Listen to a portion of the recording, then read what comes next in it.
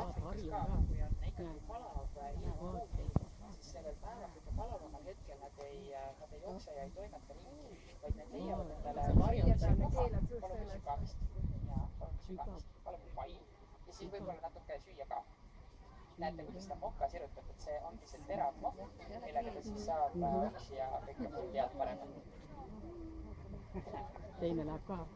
See on nüüd osa sellest treenimisest, et öeldi, mina saan võib-olla ainult käskus keera külg ette, et siis saab külje pealt sügada ka, sest muidu kui ta niimoodi ninaga sinna poole, siis ei saa ju. Et nagu ma ütlesin, siis sinna aedikusse sisse ei saa minna, aga läbi selle aia saab siis käe sirutada ja ettevaatlikult siis suur saab ka ja suur tehakse ka. Eriti meeldib, seal vahel viskavad isegi sinna aediku kõrvale pikali ja see on siis nagu selline tõeline nautimine.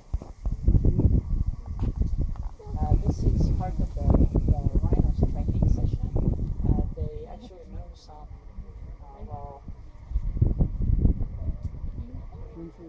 some commands that they have to follow through, or if the keeper says or does something, so they have to obey. But the training is always voluntary, so if the rhino doesn't want to be trained today, it's okay. Vaata nüüd harjatakse, vaata nüüd see suur saab harjatada seal vasakul pool, see suur saab harjata, tädi harjatada.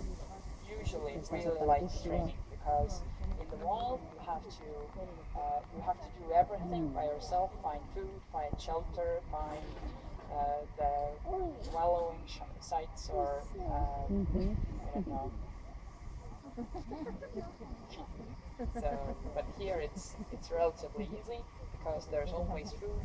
It's safe here. You even have a marshmallow or just mud to koledad.